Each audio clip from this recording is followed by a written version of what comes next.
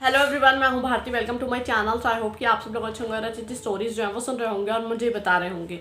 तो आज इस वीडियो में आप लोग के साथ एक पॉकेट एफएम की नॉवल का रिव्यू शेयर करने वाली हूं और ये जो नॉवल है ना, ये कंप्लीट हो चुकी है। ठीक है, सबसे अच्छी चीज़ तो ये है। और दूसरी चीज़ कि इसके जो चैप्टर्स है ना वो बहुत लिमिटेड है। मतलब अगर आप लोग पढ़ोगे भी तो ऐसा नहीं है कि आप लोगों का इंटरेस्ट जो है वो बिल्कुल ब्रेक हो जाएगा, या फिर ऐसा है कि आप लोग बीच में छोड़ के चले जाओगे, या फिर कि भाई बहुत ज़्यादा लेंथ है।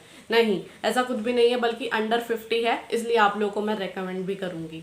ठीक है, लेकिन पहले इसके बारे में हम थोड़ा सा और डिटेल में जान लेते हैं कि भाई ये स्टोरी जो है वो कैसी है और क्या नाम है इसका। बाकी इसके जो लिंक्स वगैरह होंगे वो डिस्क्रिप्शन बॉक्स में आप लोग को मिल जाएंगे, वहां से जाके जो है आप लोग स्टोरी को पढ़ सकते हैं।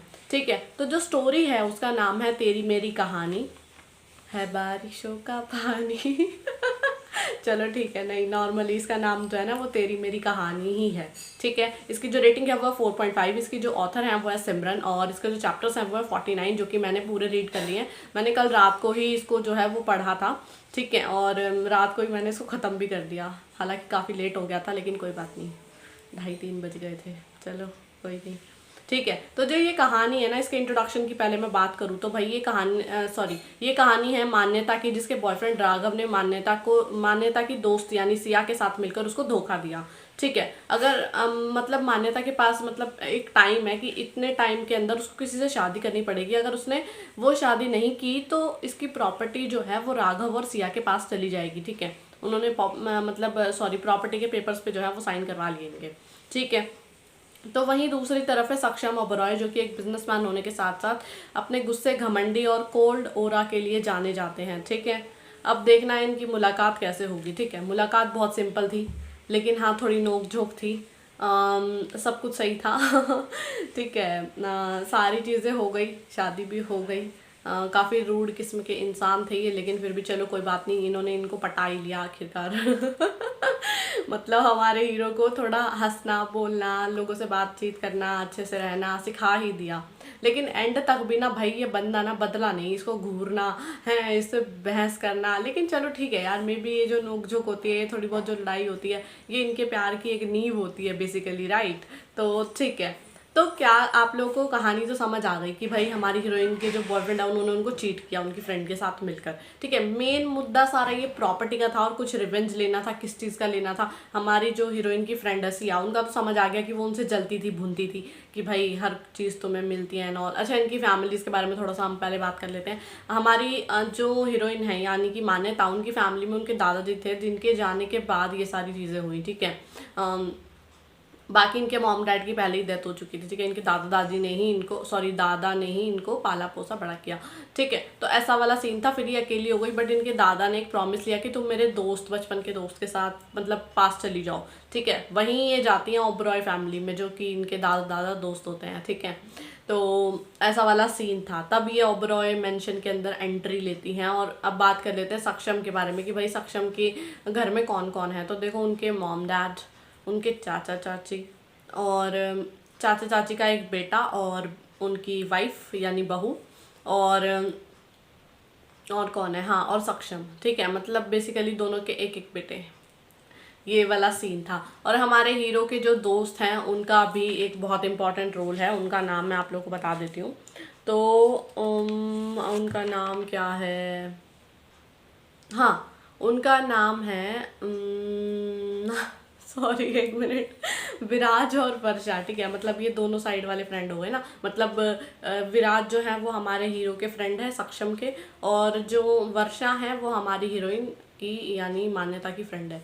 ठीक है, अब भाई देखो, कॉलेज का भी सीन था। ये कॉलेज में भी पढ़ने गई, इनको पढ़ाई वढ़ाई भी करनी थी, और दूसरी चीज़ प्रॉपर्टी को भी बचाना था। इनके पास एक ही रास्ता था, वो था शादी। शादी हालांकि बाद में हुई, लेकिन हमारे हीरो यानी सक्षम ने, पता नहीं मुझे समझ नहीं आई यार, थोड़ी सी स्टोरी कंफ्यूजिंग थी। मतलब ये कह लो कि चीज़ें ना क्लियर नहीं कही गई, ऐसा लग रहा है बहुत जल्दीबाजी में ख़त्म कर दिया, बस ख़त्म करनी थी, ये वाला सीन हुआ। लेकिन अगर आप लोग को इन सब चीज़ों से मैटर नहीं करता और फिर भी पढ़ना है, मतलब कोई बात नहीं, कुछ चीज़ें छूट भी गई तो। लेकिन मेरे साथ ऐसा है कि देखो, अब मैं रिव्यू दे रही हूँ तो मैं डेफिनेटली इन चीज़ों के बारे में डिटेल में बात करूँगी। बेशक मैं आप लोगों को रेकमेंड कर रही हूँ, लेकिन इसका मतलब ये नहीं है कि मैं इसकी थोड़ी बहुत जो मिस्टेक्स हैं या फिर कुछ चीज़ें हैं जो मुझे सही नहीं लगी वो उनके बारे में बात नहीं करूँगी।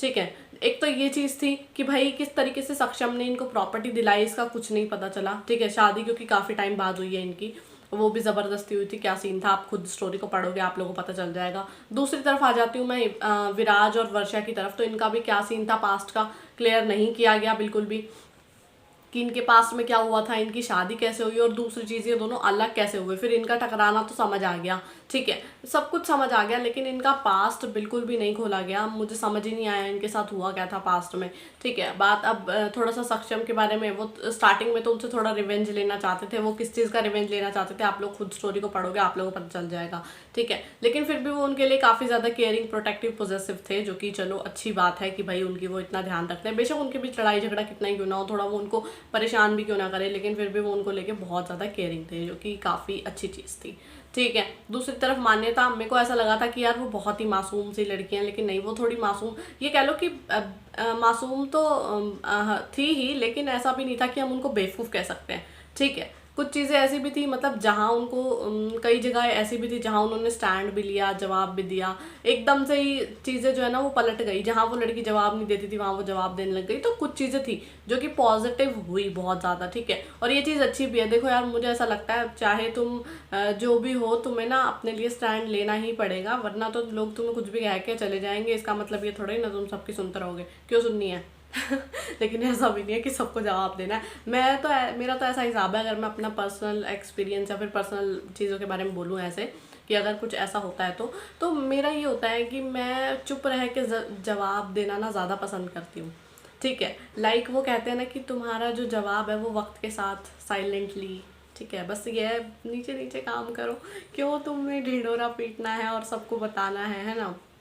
वक्त आने पे अच्छा खासा सरप्राइज़ मिल जाता है, बस वही वाली चीज़ें हैं मेरे साथ तो। बाकी आप लोग की इच्छा, जैसे आप लोग को ठीक लगे। लेकिन फिर भी देखो, स्टोरी वैसे अच्छी थी, सिंपल डिसेंट क्यूट सी स्वीट सी लव स्टोरी थी। देखो इसमें रिवेंज भी था, मतलब एक्शन भी है, ऐसा बात नहीं है, थोड़ा रॉयल लाइफ स्टाइल भी डेफिनेटली है, काफ़ी बड़ी फैमिली है, फैमिली के बीच फैमिली ड्रामा, यानी कि वो प्रॉपर्टी वाला सीन, और थोड़ा सा ये कह लो कि कुछ ऐसा हिडन पास्ट, लाइक हमारे हीरो जो है वो अपनी मॉम से क्यों इतनी नफरत करते थे, क्या हुआ था, हमारे हीरो का भी मतलब ये समझ लो कि पास्ट था, ठीक है। वो किसी को पसंद करते थे, क्या चीज़ थी उनके साथ, क्या हुआ, क्यों वो एक साथ नहीं हो पाए, ये सब कुछ बहुत सारी चीज़ें हैं जो आप लोग खुद ही स्टोरी को पढ़ोगे तो आप लोग को समझ आएंगी, ठीक है, मैं नहीं बताने वाली। हाँ, वो अपनी मॉम से क्यों नफरत करते थे, क्या उनका जो है वो बीच में सुलह हुई या नहीं हुई, हमारी हीरोइन का इसमें क्या रोल था, ठीक है। तो इनके दादा दादी जो थे हमारे हीरो के, उनका भी बहुत इंपॉर्टेंट रोल था, ठीक है।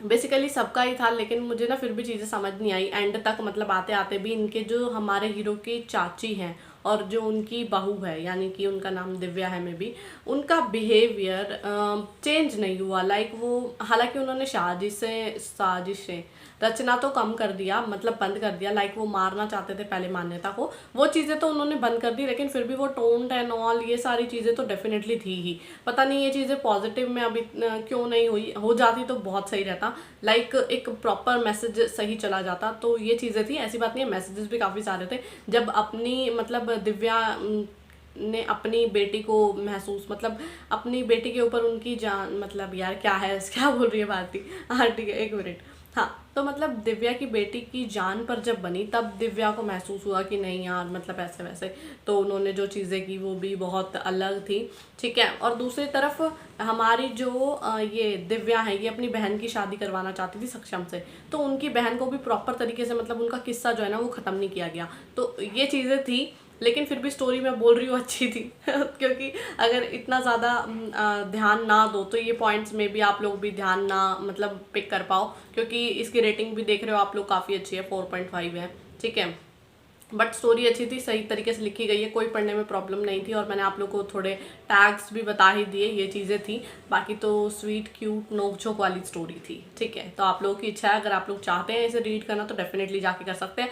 मैं फिर भी रिकमेंड करूँगी, हाँ, हर कोई जाके इसको पढ़ सकता है, इमोशनल हुए या कोई भी ऐसी रिस्ट्रिक्शंस नहीं है, लेकिन सिर्फ इमेजिनेशन तक रखनी है फिर भी, ठीक है। कुछ अच्छा हो तो डेफिनेटली आप लोग अपने लिए पिक कर सकते हैं, बस यही मेरी हिदायतें थी, ठीक है। उम्मीद करती हूँ कि आप लोगों को मेरी वीडियो और मेरे रिव्यू जो है स्टोरी को लेकर पसंद आया होगा। तो अगर आप लोगों को मेरी वीडियो पसंद आती है तो लाइक कर, शेयर करें, और मेरे चैनल को सब्सक्राइब करना बिल्कुल भी ना भूलें।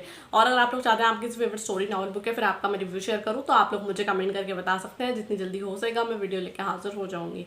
बाकी जब तक नेक्स्ट वीडियो आती है तब तक के लिए बाय, और thank you for watching my video.